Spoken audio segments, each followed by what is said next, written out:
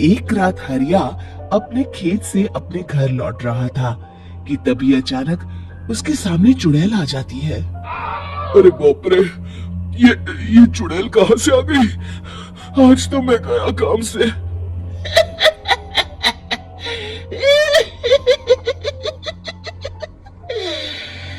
आज मुझे मेरा शिकार मिल गया।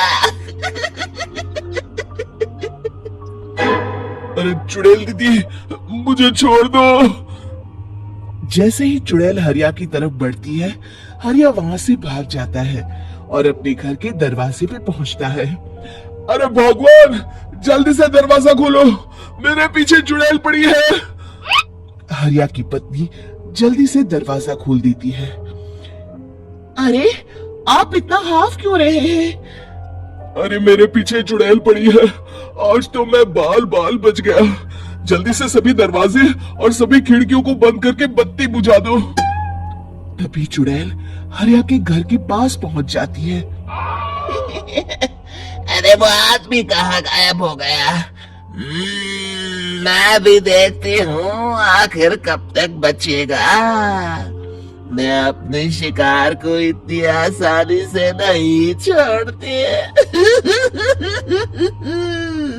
इतना कहकर चुड़ैल वहां से चली जाती है।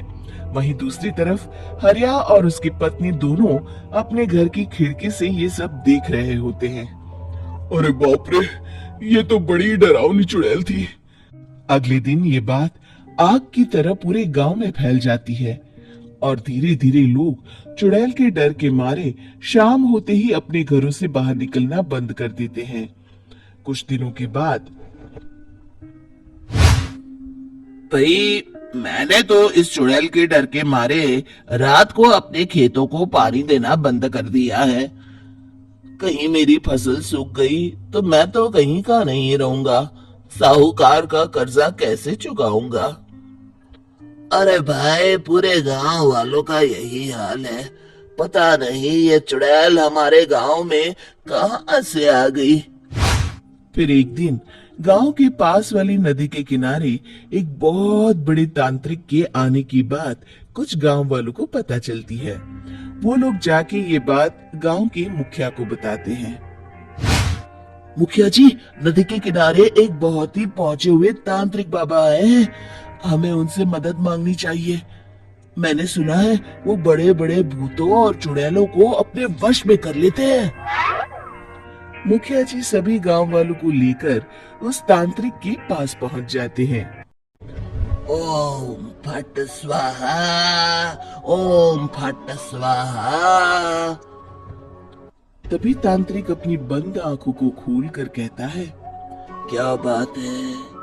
तुम सब लोग यहाँ क्यों आए हो? मुखिया जी उस तांत्रिक को सारी बात बता देते हैं। अच्छा, तो ये बात है। और तांत्रिक अपनी आंखों को बंद कर लेता है। मैं देख रहा हूँ तुम्हारे पूर्वजों ने बहुत पाप किए थे, जिससे ये गांव अब श्रापित हो चुका है। उसी के फल स्वरूप तुम्हारे गांव में चुड़ैल आई है। ये चुड़ैल बहुत खतरनाक है, ये किसी को नहीं छोड़ेगी। हे भगवान, मर गए रे, अब क्या होगा? तभी गांव के मुखिया जी कहते हैं, बाबा, इस चुड़ैल से हम सबको बचा लीजिए, कोई तो उपाय होगा। इसका सिर्फ एक ही उपाय है, सभी गांव वालों को बारी बारी हर दिन अपनी आधी फसल उस पहाड़ी के ऊपर बनी काली गुफा में छोड़ के आनी होगी। तभी उस चुड़ैल की भूख मिटेगी और श्राप का प्रभाव खत्म हो जाएगा और तुम सब जिंदा बच जाओगे। सभी गांव वाले उस तांत्रिक की बात को मान लेते हैं और वहां से चले जाते हैं। फिर अगले दिन से रोज उस गांव के लोग बारी बारी से अपनी आधी फसल उस काली गुफा के पास जाकर रखाते। कुछ दिनों बाद हरिया की बारी आती है। बाप रे, आज तो मेरी बारी है उस काली गुफा में जाने की। क्या करूं? वो तो बड़ी खतरनाक चुड़ैल है, मेरे तो हाथ पैर कांप रहे हैं। फिर हरिया डरते डरते अनाज की बोरियां अपनी बैलगाड़ी में लाद देता है। तभी हरिया की पत्नी उससे कहती है, देखो जी, संभल के जाना और किसी भी हालत में शाम होने से पहले वापस आ जाना। उस चुड़ैल का कोई भरोसा नहीं है जी। हरिया बैलगाड़ी में बैठते हुए कहता है, भगवान, मैं क्या वापस आऊंगा? लगता है अब तो मेरी खबर ही आएगी।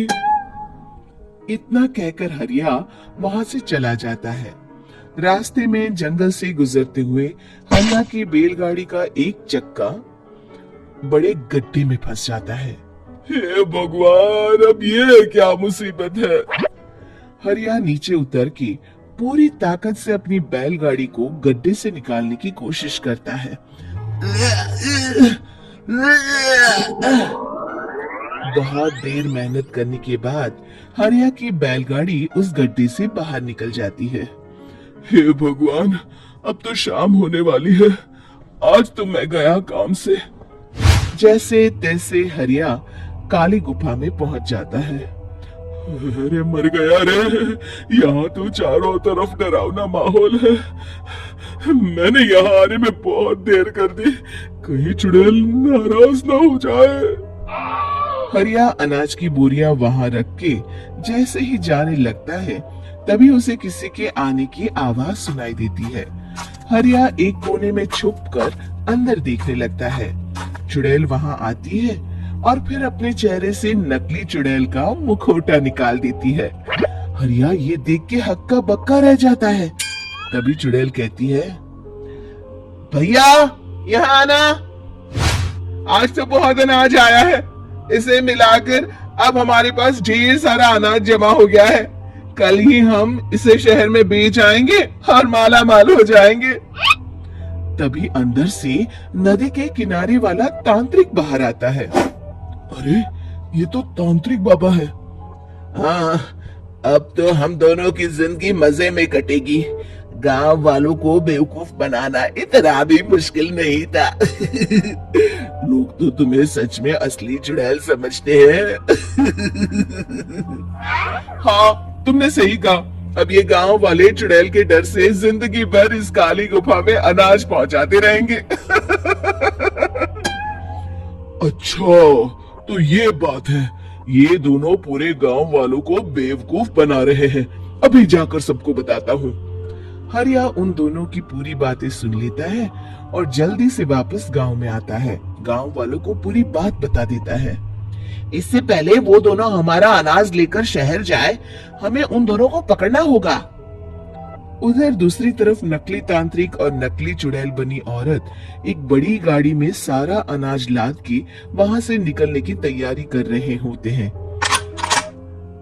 जल्दी करो, इससे पहले हमें कोई देख ले, हमें यहाँ से निकलना होगा। और तभी वो दोनों देखते हैं कि सामने से सभी गांव वाले अपने अपने हाथों में मशाल लेके आ रहे हैं। दोनों बुरी तरह डर जाते हैं। रुक जाओ, तुम दोनों का भांडा फूट चुका है। अरे मर गए रे, ये गांव वाले कहां से आ गए? तुमने क्या सोचा इतनी आसानी से यहाँ से निकल जाओगे? ये अनाज हमने अपने खून पसीने से दिन रात खेतों में मेहनत करके उगाया है। दोनों मुखिया जी के पैरों में गिर जाते हैं। हमें माफ कर दीजिए, हम दोनों एक नंबर के कामचोर हैं। बिना मेहनत किए पैसे कमाना चाहते थे। हाँ हाँ, अब हम आगे से मेहनत मजदूरी करके पैसे कमाएंगे। हमें कुछ मत करना, हमें छोड़ दीजिए। इतना कह के दोनों गांव छोड़ के भाग जाते हैं और सभी गांव वाले फिर से खुशी खुशी रहने लगते हैं।